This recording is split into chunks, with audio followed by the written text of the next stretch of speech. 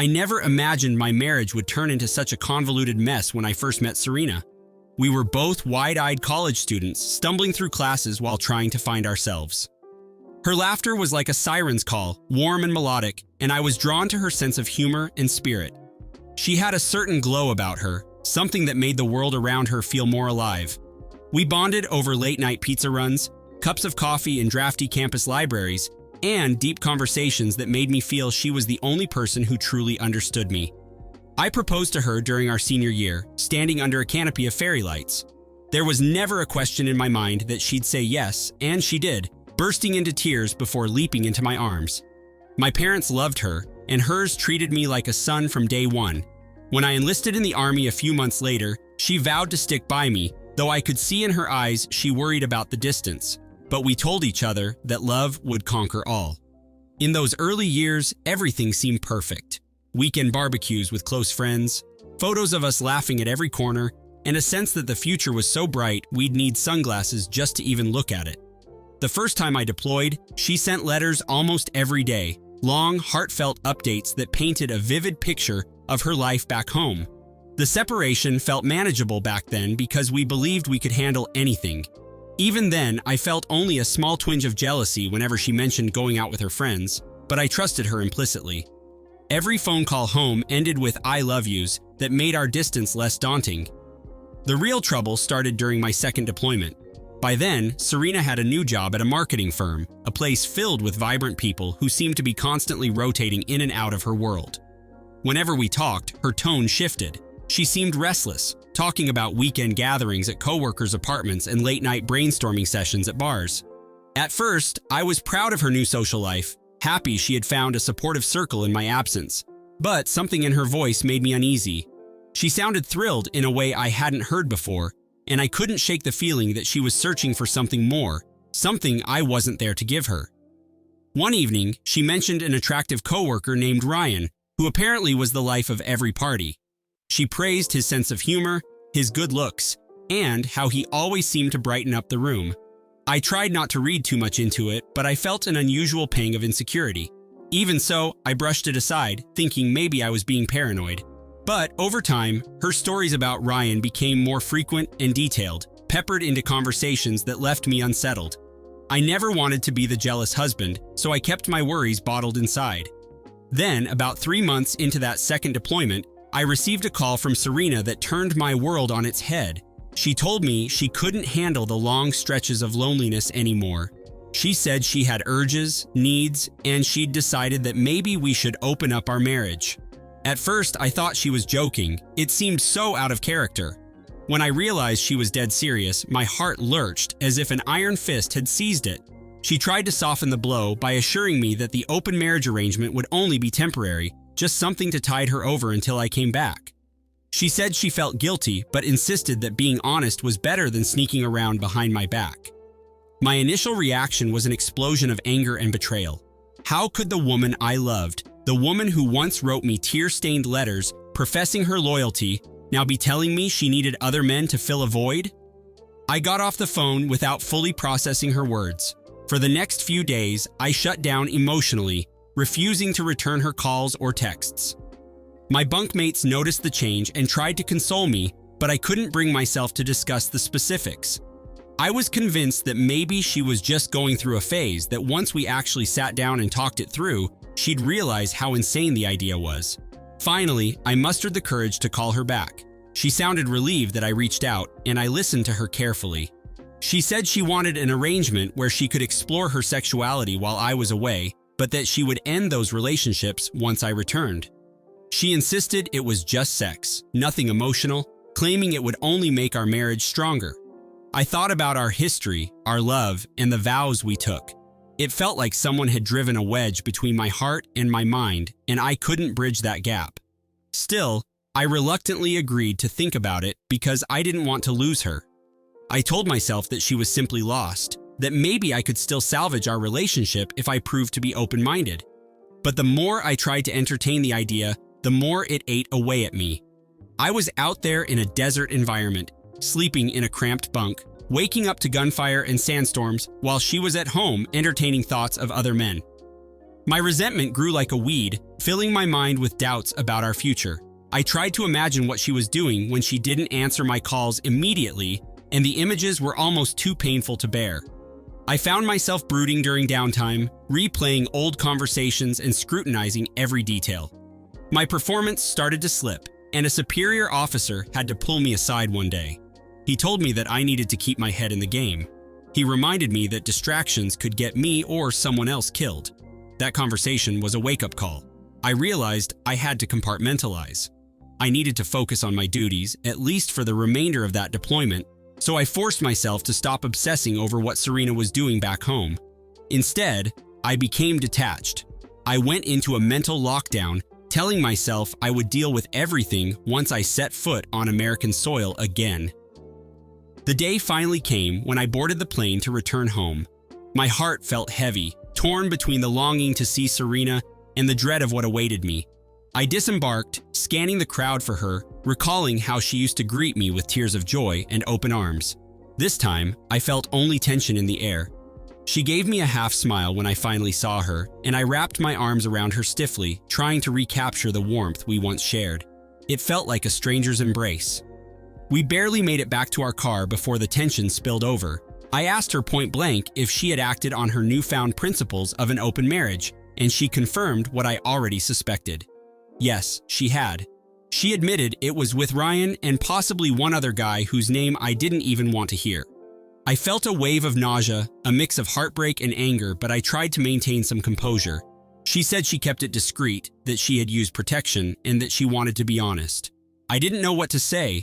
My mind was a blur of confusion. I tried to find comfort in her honesty, but the realization that another man had touched my wife made my skin crawl. Once we got home, I spent the night on the couch, staring at the ceiling. Memories of us laughing in our old apartment, dancing in the kitchen to cheesy pop songs, all contrasted harshly with this new reality. Serena tried to talk to me, to explain her side further, but I wasn't in the mood for rational discussion. She said she was still convinced that this arrangement could strengthen us in the long run if I'd just give it a chance, that perhaps I could even find someone else to have fun with. The concept was so alien to my upbringing, so counter to what I believed marriage stood for, that I felt I was living in some twisted dream. Yet, I didn't leave. Part of me was still clinging to the life we'd built, hoping that maybe this was just a phase or a crisis. I thought maybe we could get counseling, but the idea of open marriage never sat well with me. Over the following weeks, Serena continued to argue that we should maintain this open arrangement. She said she had new urges she couldn't ignore, as though a floodgate had opened inside her once she had tasted forbidden fruit. I reluctantly visited a therapist with her, hoping for guidance. The therapist remained neutral, suggesting we communicate our boundaries and feelings more openly. Serena explained how she didn't want to lose me, but also didn't want to stifle her newfound desires. I expressed how betrayed and disrespected I felt. The session ended with no resolution other than a reminder to keep talking. We drove home in silence that night. I realized I was stuck in a situation that was eroding my self-respect by the day. I started to dread going home, anticipating yet another conversation about whether I was ready to try her lifestyle. Sleep eluded me, and I began to resent her. My career was stable. I was earning a decent salary, about $120,000 a year, most of which I'd been putting into a joint account. We had always said we wanted to buy a house, maybe start a family. But now those dreams felt distant, overshadowed by her fixation on this open marriage scenario. One evening, after yet another argument, she had the audacity to complain that I wasn't paying for her nights out. She said something like, "If you're not going to join me, the least you can do is support me." My jaw practically hit the floor. It was then I realized that perhaps we were no longer looking at just a phase. This was a fundamental shift in her values, one that didn't align with mine. I decided right then that I needed a plan, a path toward reclaiming my dignity and my peace. I contacted a friend of mine who worked at a local law firm. We chatted in hushed tones over the phone, and he told me that if Serena was really committed to this open marriage idea, I had legal options. My friend warned me not to make any hasty moves without considering the financial implications. We had a joint bank account, a mortgage, and a host of shared responsibilities. But I couldn't stand the thought of my hard-earned money going toward her rendezvous with other men. So I made a decision that felt both empowering and terrifying. I cut off her access to the funds. I opened a new account in my name only and stopped funneling my paycheck into the joint one. I left a modest amount in our shared account to cover household expenses, but nothing more. When I told Serena about this change, she exploded. She accused me of being controlling, manipulative, and even vindictive. I quietly explained that I no longer felt comfortable financing a lifestyle that was tearing me apart. She tried to argue that I was punishing her for being true to herself. The conversation escalated into an ugly shouting match, culminating in her slamming the bedroom door and locking herself inside. As I stood there in the silence that followed, I felt a grim sense of clarity. Maybe there was a time when I would have done anything to make this marriage work, but that time had passed. The next morning, I visited my friend at his law firm. I filed for divorce, feeling a strange mixture of liberation and heartbreak. I knew it wouldn't be simple, but I couldn't see any other path that preserved my sanity. Serena, unaware of my legal steps, carried on as though we'd just hit a rough patch. In the days that followed, I avoided confrontation by working longer hours. I started putting in extra shifts, sometimes sleeping at the base instead of coming home to the suffocating tension in our house. Serena's attitude shifted too. Maybe she sensed something was off, or maybe she just thought she could win me back if she tried hard enough. Suddenly, she was calling and texting more often, asking if we could have dinner together, if we could just talk. I played along to keep the peace while my lawyer put the finishing touches on the divorce papers. I was advised not to reveal my plans until everything was filed and official. I had to admit, part of me felt awful. Despite everything, Serena had once been my world. I still remembered the college nights when we felt unstoppable.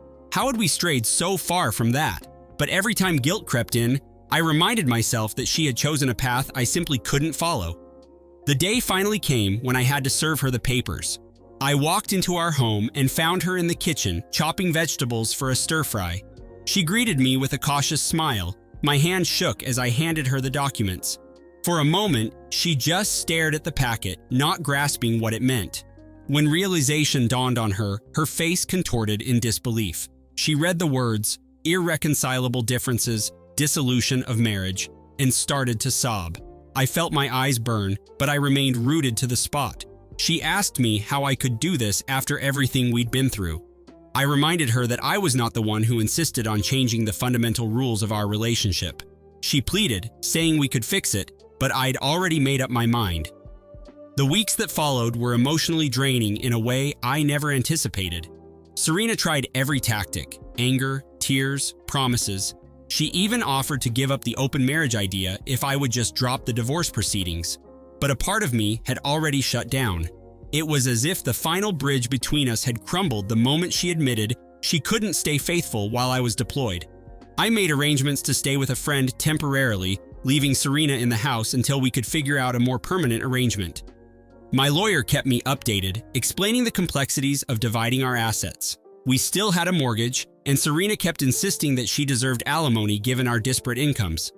My friend's firm assured me we could argue that her desire for an open marriage constituted a breach of the marital contract, especially given that I'd only just returned from service. The legal jargon started giving me headaches, but I pressed on, determined to see this through. Then, in a final twist, Ryan, the very man who had initially set this chain of events in motion, decided he wanted to be with Serena officially. He wanted her to leave me, ignoring the fact that I was the one who'd already taken steps to leave. As if that wasn't surreal enough, I discovered from a mutual acquaintance that Ryan had a pattern of dating married women. Apparently, he thrived on the adrenaline of secret trysts. That knowledge did nothing to lessen my anger, but it gave me a morbid sense of relief that perhaps Serena's illusions about him would shatter sooner or later. Despite everything, a piece of me felt sorry for her. She was chasing after something ephemeral, possibly losing what was once a solid partnership in the process.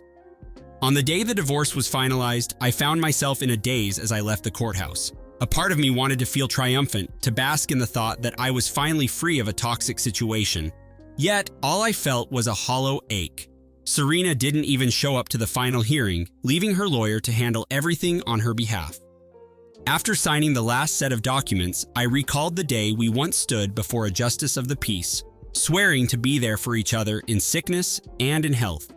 Stepping outside, I squinted in the bright sunlight and realized life around me continued as if nothing monumental had happened. People hurried by, chattering into phones, while I stood there feeling unmoored. In the following weeks, I settled into a modest one-bedroom apartment, just big enough to house my few belongings and my memories. The transition was jarring. No more shared laundry baskets, no more dinner plans that involved 2 plates. Loneliness settled in, a heavy blanket that both suffocated and numbed me. Then, one afternoon, a hand-addressed letter from Serena arrived. She confessed she was lonely, that her relationship with Ryan had fizzled into an awkward emptiness. She said she missed the warmth and comfort of what we once had, begging me to consider a second chance. Her words were painstakingly penned, reminiscent of the old letters she used to send when I was overseas. I spent hours debating how to respond, whether to tear up her message or retaliate with anger. Finally, I decided on neither. I recorded a short video, reading her letter aloud, calmly stating that I hoped she'd find happiness, but that we were done. Then I shredded the letter, letting the pieces fall like broken promises.